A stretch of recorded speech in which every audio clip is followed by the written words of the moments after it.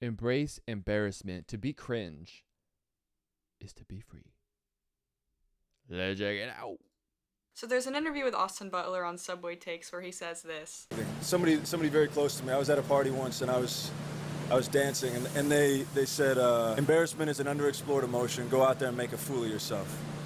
And things like that. Like feel that feeling, the fear of cringe. That's and really then go good. out there and do it. Dude, because everything really you want good. is on the other side of that. And I love this. I wanted to center a video around the concept.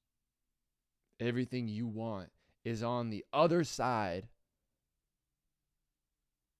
of your fear of cringe. Wow. I've seen that clip before, and I think about it often. Okay, let's see what she said. Concept of embarrassment holding us back and how to overcome that. I think all of our goal in life should just be doing everything that we really want to do and that we really dream about. And if we are so caught up in what others think and, oh my god, is this embarrassing? Is this cringy? We gotta stop that. But how? It's much easier said than done. On this channel, we are learning together. I'm sharing what's been helping me lately and gathering some research to formulate some inspiration for us both. We'll be covering I like her sweater. That's really cool. She got a nice room and aesthetics and everything. Solid. Got the Gustav Klimt too. It's kind of tough. Sorry, I'm just like a very observant person or whatever. Getting over embarrassment, getting over cringe culture, and just some different methods and philosophies that I think are super helpful because we owe it to ourselves to do everything we want to do in life.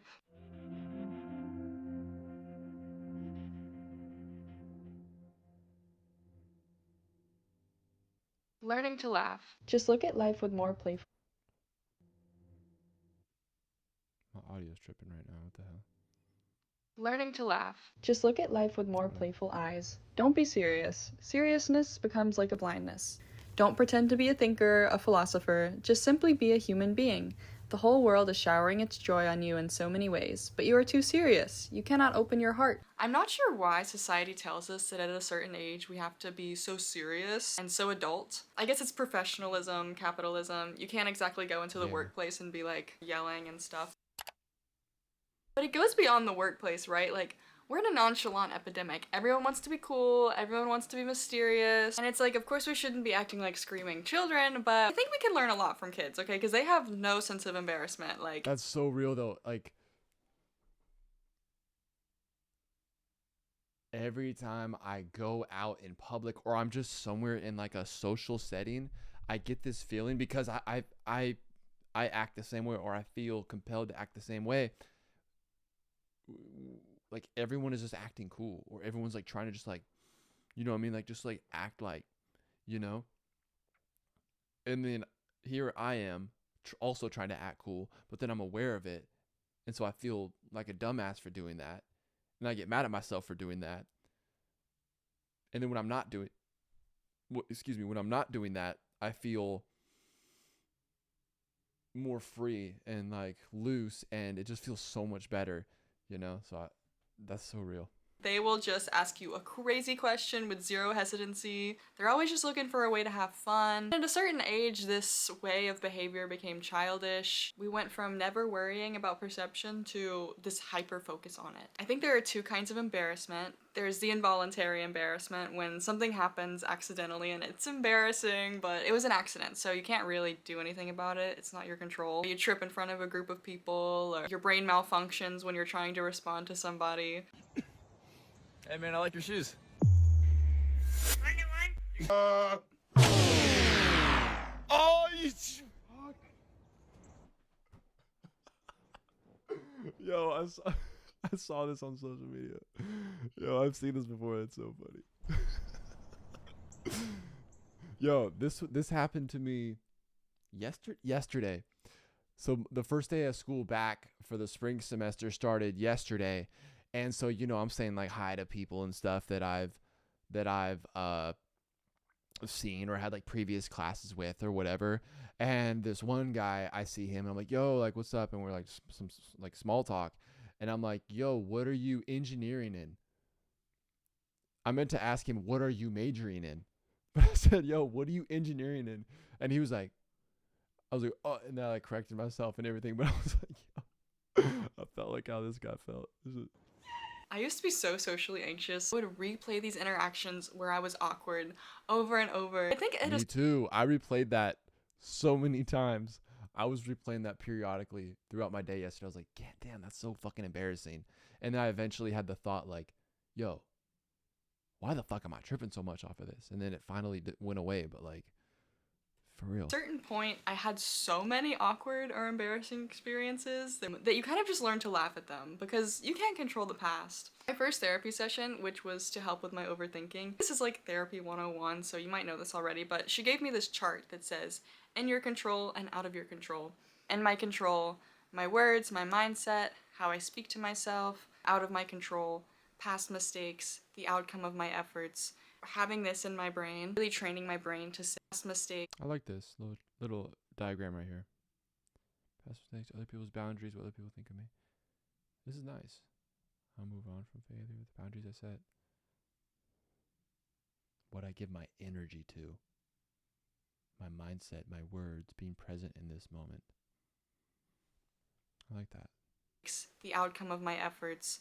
Having this in my brain, really training my brain to say my past mistakes are out of my control. Focusing on your bubble of control, that really helped me.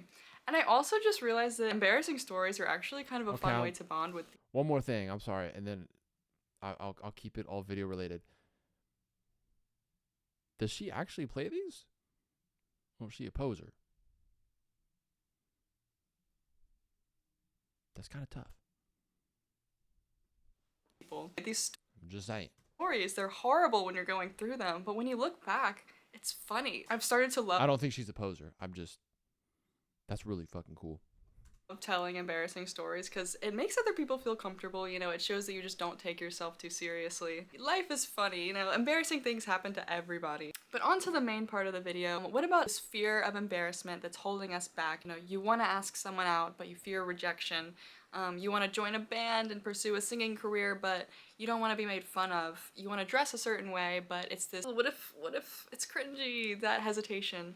That's what we're going to focus on. The fears we don't face become our limits.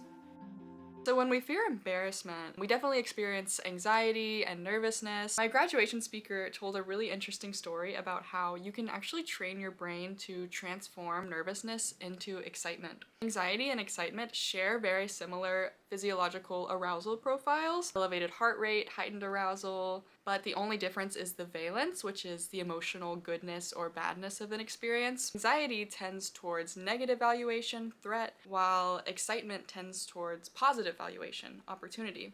There was a research team at Harvard who did several studies on performance anxiety. The participants were split into two groups. One group was told before their performance to tell themselves to calm down.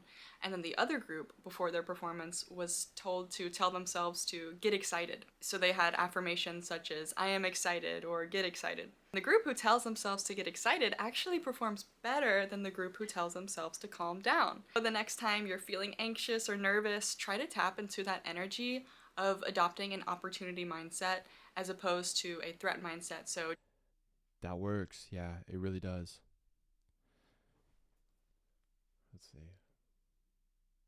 I think that's it. I think that's all I had to say. That's it. Just tell yourself, I'm excited. It does involve gaslighting yourself. Affirmations kind of are just gaslighting yourself in a way, but we love that. I hope I don't sound like one of those people who's like, don't be depressed, just smile. I know anxiety is very real and can be clinical, but it's worth trying out. It really helped me. You are here to exist freely, not to shrink yourself for the comfort of others. I love So that. we're on the subject of embarrassment and holding back our personal ambitions. When we think about what's stopping us, what's holding us back, it's the fear of other people. It's the fear of what they think of us. So I read this book, which a subscriber recommended to me, and it was really interesting. The Courage to be Disliked. It's a philosophy book that explores Alfred Adler's ideas, which is like a dialogue between a philosopher and a student. And a lot of his ideas really go against society's conventions. And I don't necessarily agree with everything. It's definitely super nuanced, but he had a lot of valuable wisdom in this book. The philosopher makes the proclamation that all problems are interpersonal problems. Pretty much every single problem we have has to do with our relationships with other people. If all interpersonal relationships were gone from this world, which is to say, if one were all alone in the universe and all other people were gone, all manner of problems would disappear. Of course, we cannot do without interpersonal relationships, but there is no such thing as worry that is completely defined by the individual. So-called internal worry does not exist. Whatever the worry that may arise, the shadows of other people are always present. This is really interesting when you put it into perspective. Obviously, that's not counting like health problems or anything like that, but for the most part, when I think about it, I'm like, oh yeah, everything I've ever worried about has to do with other people. The fear of being embarrassed and being authentic is an interpersonal.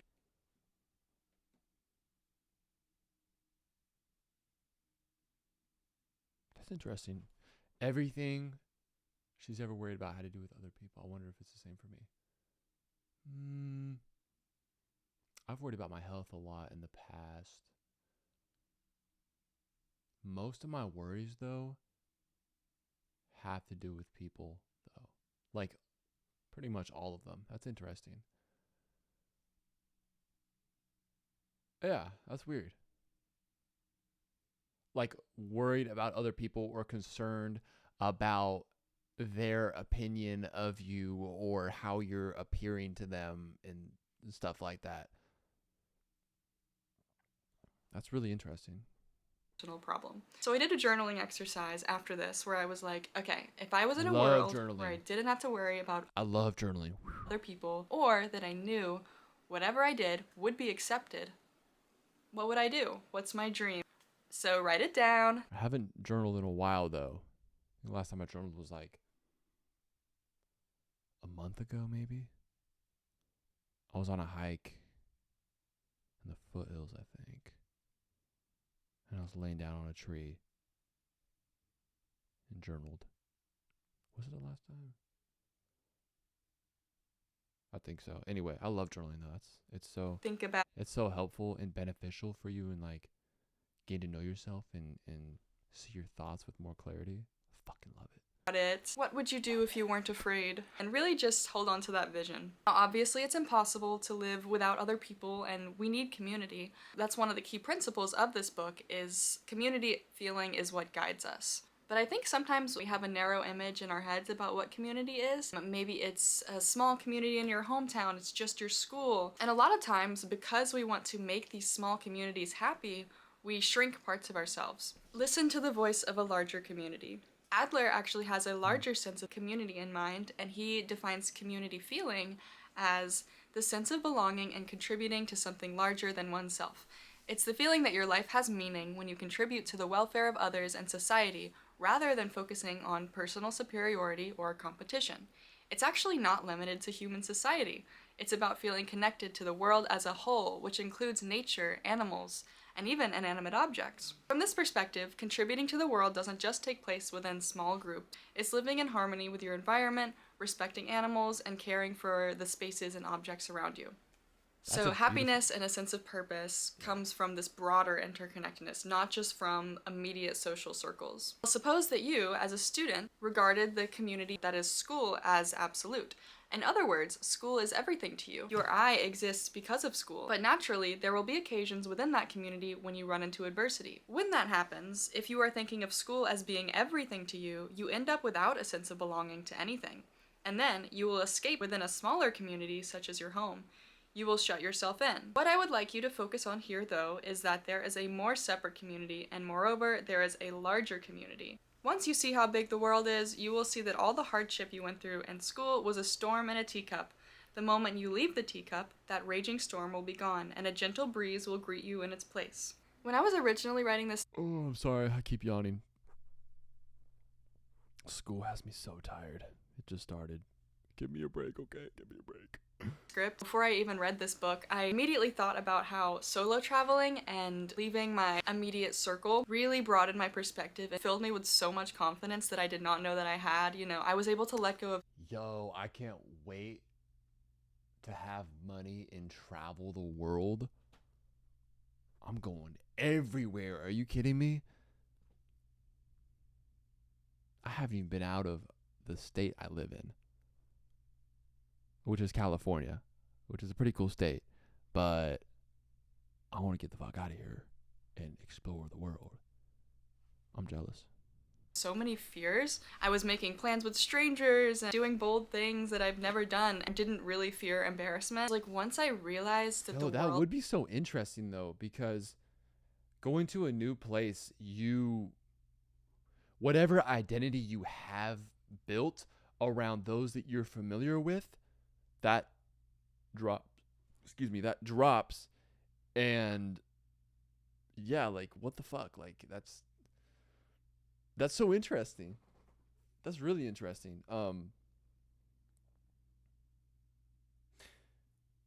Yeah, so I just wonder what that would feel like. Like I'm trying to picture right now if I just set foot in Italy. I don't know what part of Italy. Let's say, wait, is that Italy? Is Florence in Italy? I think so. Florence. Let's say Florence. And I'm just there. Like, obviously, I'm conditioned to behave the way that I've been in the past. But I feel like part of me would be like, yo, let's fuck around and find out. Like, I would just act like, I don't know. I think I'd play around a lot with just different things, because that's weird. Like, you're not that person, or you don't need to be that person that everyone knows you as, you know? Like what I'm saying, for example, is like if you're a shy person and then you go to, I don't know, a different country, Europe or something, and you're like, fuck it, I'm just going to act super confident to everyone I talk to. And then all these people view you as a super confident person. And you come back home and you're like this shy person. I don't know. That's really interesting. There's something there that's like, that's kind of dope. You know what I mean? World is so big, you kind of unconsciously stop thinking about what the people from your hometown think. Before I traveled, I was so embarrassed about posting YouTube videos, not because strangers online would see them, but because I knew people from my hometown might see them, and I just thought there was something cringy about that. But knowing how big the world is, I feel the same way. I'm so embarrassed of people I know finding the videos that I make and watching them. I'm like, please don't let that happen. But then part of me like hopes that that does happen so I can build that tolerance to it, But yeah, I totally feel that. just makes that cringiness and embarrassment. That's so weird though. Like, why is it the people that we know and are like not even like know, but just people that we know of, right? It's not even like the direct people we know, but just people that know us or that we know them. Like, why does that matter if they... I think it's because we have this identity that we're used to and that we're comfortable with. And if they see us in a different way, it's like, what the fuck? You know what I mean? It's like, what the fuck? He's making YouTube videos reacting to what? You know what I mean? Like, it kind of throws you off a little bit. It's like, yo, I'm used to this guy. I don't fucking know, reading books and being a nerd and going to school and talking about science, right? Like, why is he making YouTube videos? What the fuck is this? You know what I mean? Yes. Seems so small in comparison. We value our small communities so much and they are so important to us, but if that small community is repressive and causes you to have to hide yourself, you have to broaden your perspective of community and realize that you can find it elsewhere. If you want to align with real friends, real lovers, real community, share your truth proudly, consistently, and unashamedly. Shout it, sing it, sculpt it. Write it, dance it, paint the most authentic you all over the canvas of your life. Whoever's left applauding your art are your people. Whoever fades away was never yours to begin with. And that's one of the hardest things about authenticity and being yourself is that you will eventually find the people that you resonate with and that are your people, but you're going to lose a fucking shit ton of people and you're going to... how should I put this? You're going to be accepted by a lot more people and you're going to be rejected by a lot more people when you're really like owning who you are, And there was also something I wanted to say. Oh yeah. There's this idea, I don't remember where I saw it. I think it has to do with stoicism, maybe. I don't know where I got this idea exactly. But it basically said like you should wear it's it said you should walk around like you have who you are on your forehead, like on a post-it note, you know? Like you should let everyone know, you know, like what you're about and who you're about, you know, or and who you're about. That doesn't sound right. But you know what I'm saying? Like you should be who you are around everybody. You shouldn't repress yourself for anybody, you know? And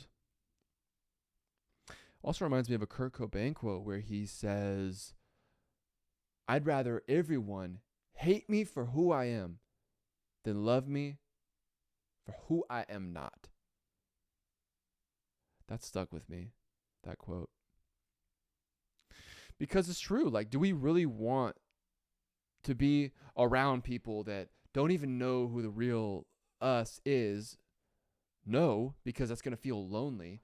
Do we want to lose all these people that we've developed these relationships with so that we can be more ourselves? Or if we are more ourselves and we lose these people, then it's like, fuck, well, I don't know if I want to do that then, right? Like it's scary and it's hard.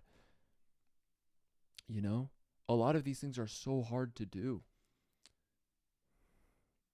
Being authentic is really hard, but I think it's the most fulfilling thing anyone could ever do in their life. To live a life true to yourself. You know, I'm a firm believer in that there's no correct way to live one's life. You know, I don't think there's a meaning to life. I don't think there's like some, like, this is how you got to do it. You know what I mean? But I think that I really do also believe that those that are authentic to themselves and authentic in general live a more fulfilling life that is true to them. And that can get really deep within itself, but surface level, that's how I feel about that. Are your people. Whoever fades away was never yours to begin with. Letting go of the need for praise and validation. It's about experiencing, not about being perceived. So in the book, the philosopher says, when receiving praise becomes one's goal, one is choosing a way of living that's in line with another system of values. When one is tied to the desire for recognition, the cards will always stay in the hands of other people.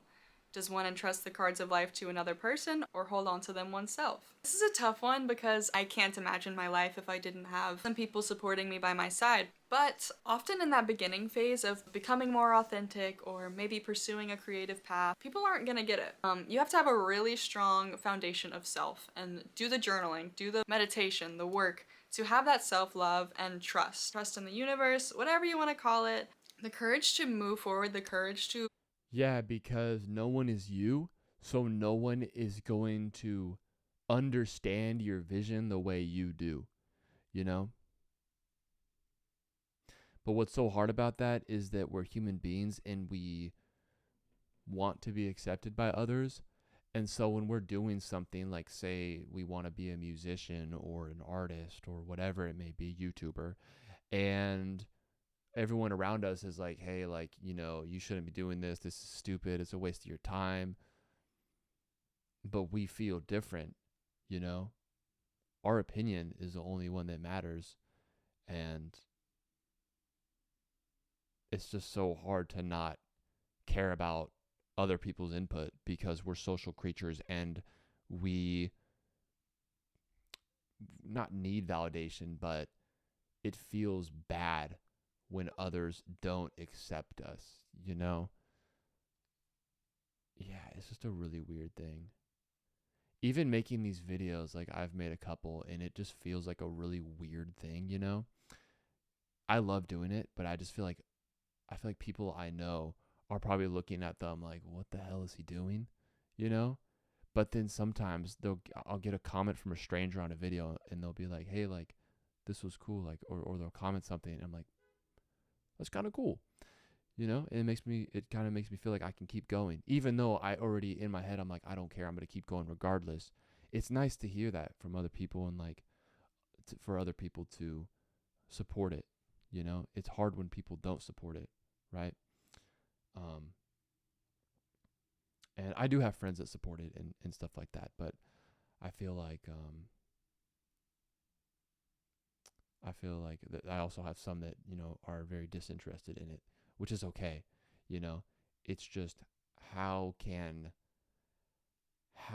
I do what's true to me and, you know, consider others' opinions, but don't let them overrule what mine is.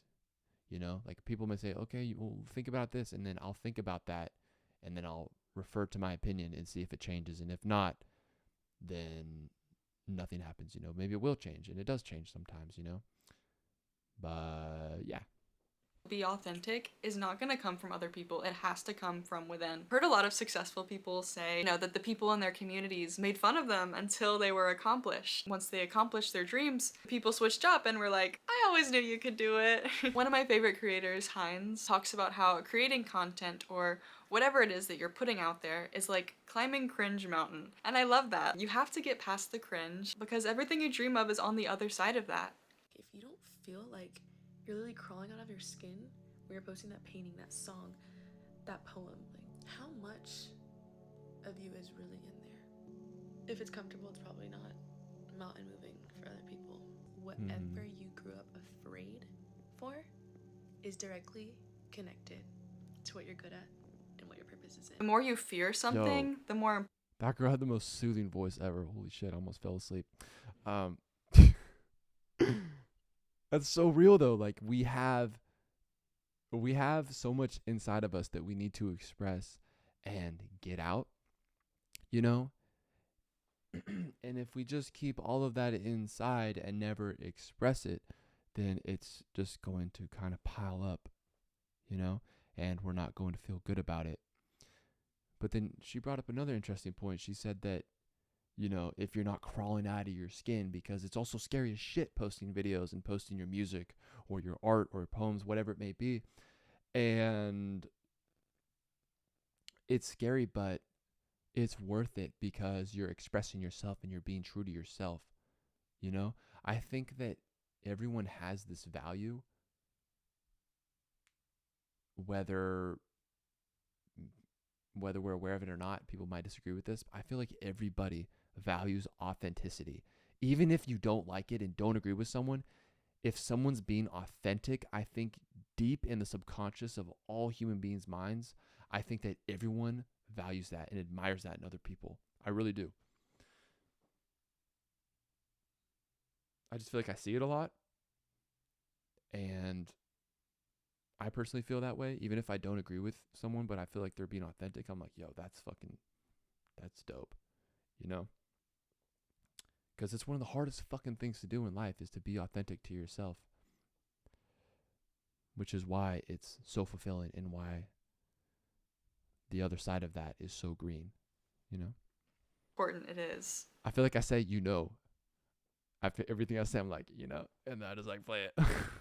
So if you really fear a certain project, that means that's probably the most important one that you should engage with. Back to relationships though, Adler talks about how we need to learn to see relationships as horizontal rather than vertical. So not putting anyone on a pedestal to where you seek their validation, or not thinking that anyone's above you or that anyone's below you just because of maybe a degree or a job that they have. Yeah. Yeah. And that's a really hard thing to do, right? To not compare yourself to other people.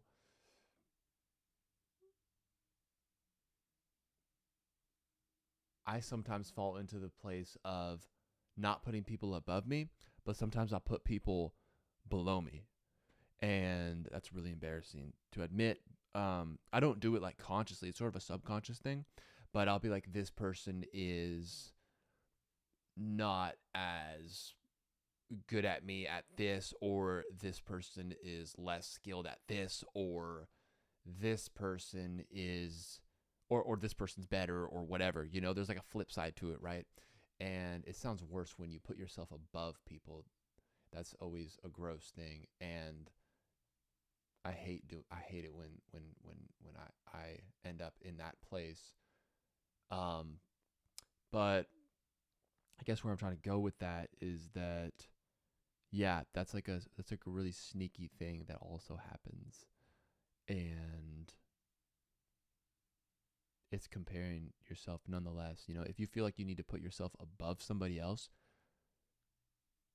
clearly you're being insecure, and there's something within you that you aren't comfortable with, that you have to put yourself above another human being. And most of this is subconscious anyway, but still, like, there's something deeper going on there, you know? I said it again, you know. That unconscious way of thinking makes us try and seek their validation.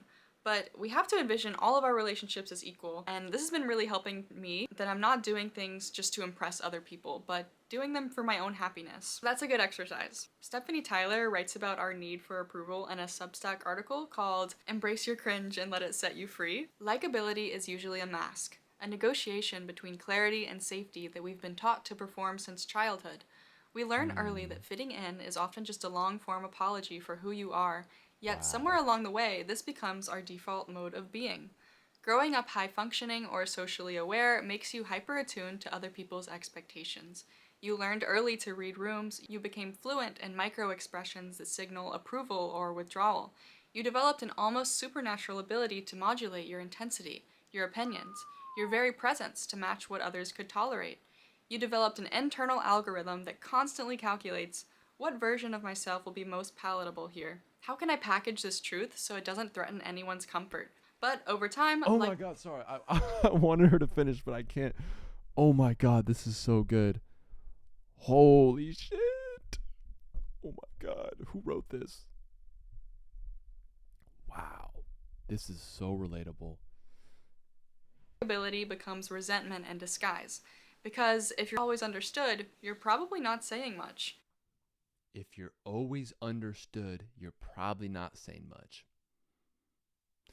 And this is something that I feel like I've learned also.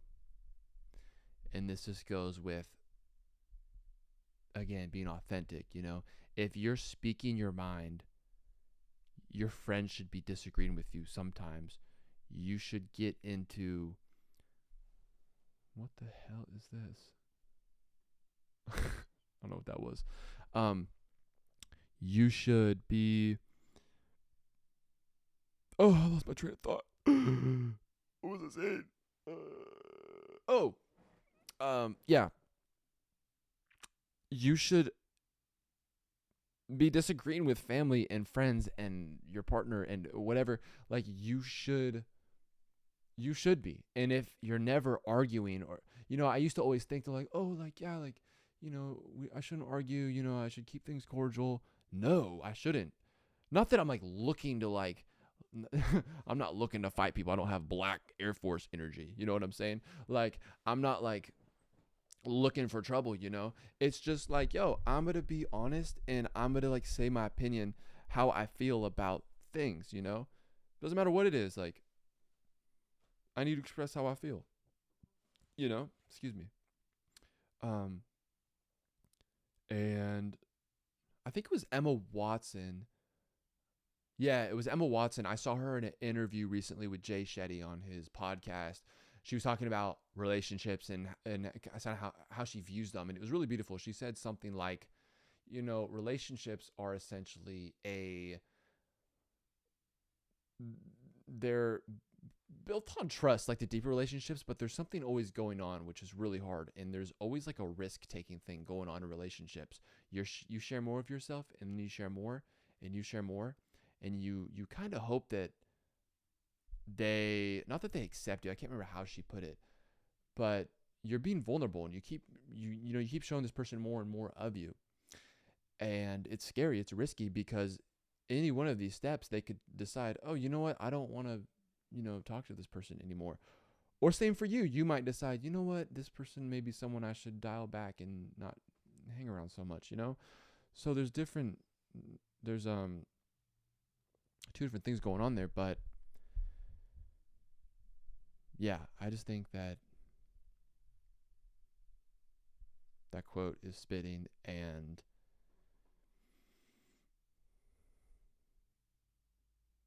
It's hard to not people please. It really is. It's something I've struggled with my entire life. And to just speak my mind and my opinion. It's hard even making this video and like commenting on things in the video. Like, it's really fucking hard for me. That's why I'm doing this. It's like to try to build that skill of just speaking my mind and saying what's on it. So, yeah, this is such a powerful, powerful quote. I feel like I need to write this down somewhere.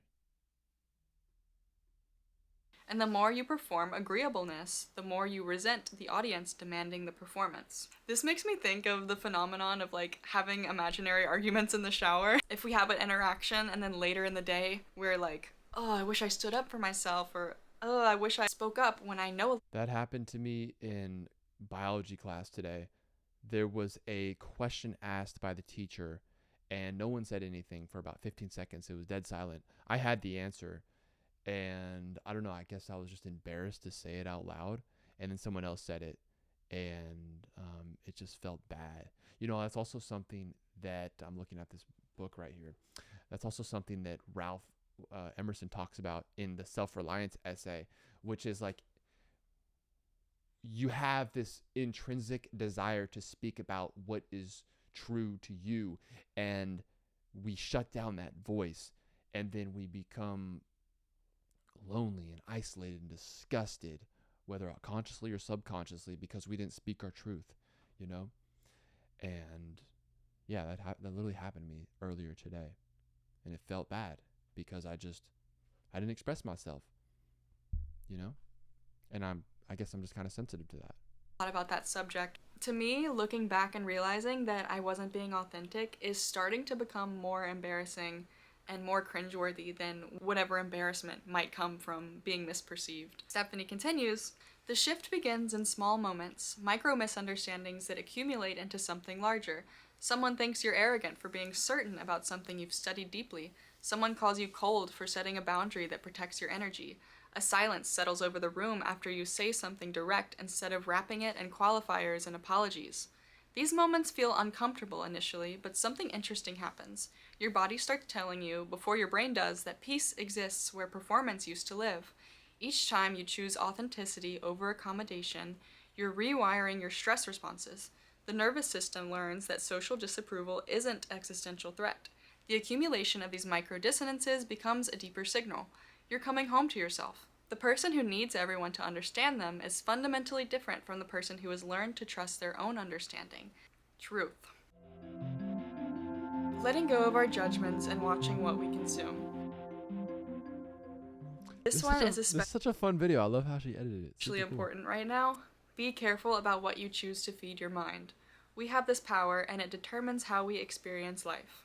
Have y'all noticed how certain social medias have become the most hateful and negative spaces imaginable? I used to enjoy Twitter, and I guess it's always been kind of negative, but it used to be really funny.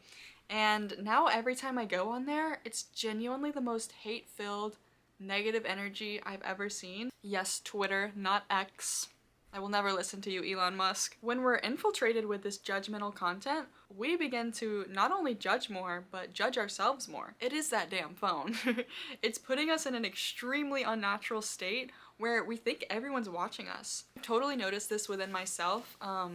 If I've been on Twitter or Instagram a lot in a certain week, I speak way more negatively than I normally would. Switching from Twitter to Substack has been really life-changing for me, and I have become a lot more positive and less judgmental towards me. Yo, I love Substack. It just feels... It feels too... serious, maybe? Substack feels like... I mean, it's cool. I like it. But it feels like there's a lot of wannabe philosophers on there. Myself included. People that shouldn't be saying things or saying things. Or, I wouldn't say that. I think it's cool. I don't know why I'm hating. It's cool. Yeah, anyway, ignore that.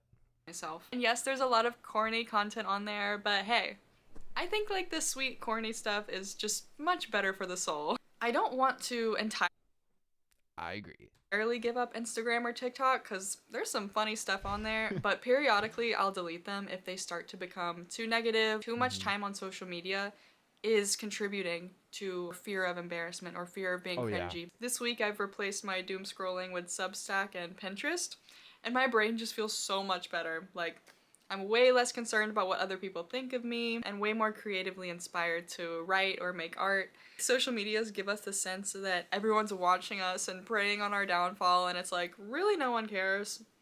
Really no one cares like that. I think you guys might be thinking about yourselves too much. On the subject of social media and concern with ourselves, this is so true. We are actually thinking about ourselves way too much. You know, it's natural to be concerned about perception and what people think, but at the end of the day, it's just gonna lead to unhappiness and the courage to be disliked. He recommends reframing your way of thinking from focus on self to concern for others. Not in a people-pleasing way, because I'm very weary of people-pleasing, but just not being so obsessed with what people think of you and just thinking about what you can do for other people to contribute to your community. Concern with self is something that often leads to isolation and unhappiness because it focuses on comparison, approval, or competition with others. Instead, he proposes shifting from self-centeredness to concern for others, meaning you focus on contributing to the community and supporting others without expecting anything in return. This shift is paradoxically essential for being your authentic self. Adler argues that true freedom and authenticity comes from when you stop being preoccupied with how others see you and start acting in ways that benefit the world around you.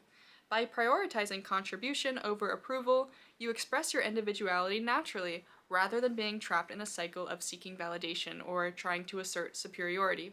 In other words, authenticity isn't selfish. It emerges when your life is oriented towards meaningful connection with others in the world. I really love this approach because a lot of the advice that we see online nowadays is like, screw everyone, isolate yourself, cut everyone off.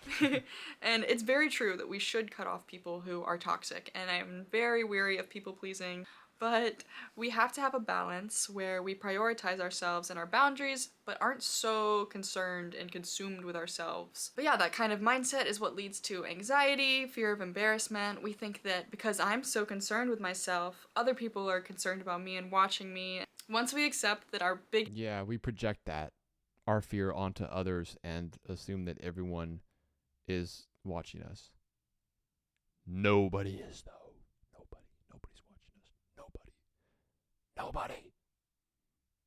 This fear, which is being disliked, is not that big of a deal when we have pure intentions, when we are giving back to our community.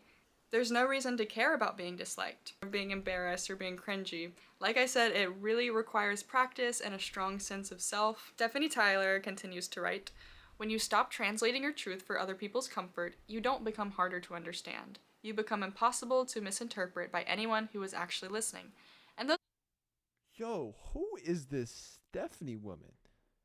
Oh my God. And those are the only interpretations that were ever going to matter anyway.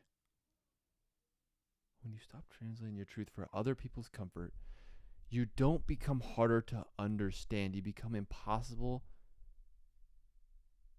to misinterpret by anyone who's actually listening. Whoa. Oh my gosh, there's a lot I need to revisit in this video. This is such a great video. I love this. I'm loving this. are the only interpretations that were ever going to matter anyway. In a world obsessed with being seen, there's revolutionary power in being clear with yourself first and always. It's in the recognition that you already belong to yourself all along. You just forgot while you were so busy trying to belong to everyone else. The world doesn't need another perfectly palatable person. It needs you and all your specific, untranslatable complexity. So circling back to the main quote from the book, in short, freedom is being disliked by other people. It is proof that you are exercising your freedom and living in freedom, and is a sign that you are living in accordance with your own principles. It is certainly distressful to be disliked. If possible, one would like to live without being disliked by anyone, but conducting oneself in such a way as to not be disliked by anyone is an extremely unfree way of living, and is also impossible. There is a cost incurred when one wants to exercise their freedom. You can try to be liked by everyone in your entire life. You can do everything. Like, you can literally like set a challenge. You're like, yo, I'm not gonna be disliked by anyone I come across in my life. Like, I'm going to people please, I'm going to kiss ass, and I'm going to be a chameleon and adapt myself. People are still not going to like you. Like, it's not possible to be liked by everyone you come across, you know?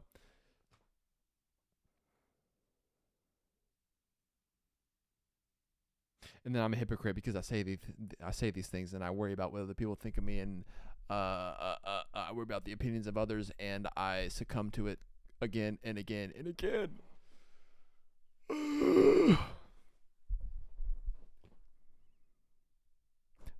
But it's gotten better. It really has. And the cost of freedom is that one is disliked by other people. So let us all climb Cringe Mountain and get to the other side, because I guarantee you gotta climb Cringe Mountain to get to your dreams. So just some summarizing bullet points if you want to have some things to remember or affirmations. Transforming nervousness to excitement. All right. I'm going to end it right here. I'm just going to give some closing thoughts, I guess. God damn, this video is long. Holy shit. Is my phone hot? Yeah, damn. Okay. Yeah, I just want to say that, yeah, being cringe and just kind of going after whatever you fear most is so important. And on the other, because what lies on the other side of that fear and cringe is a freedom that is almost unspeakable. You realize that the world is your oyster and that there was never anything to truly fear, you know? But yeah, that was a dope video. Thanks for watching.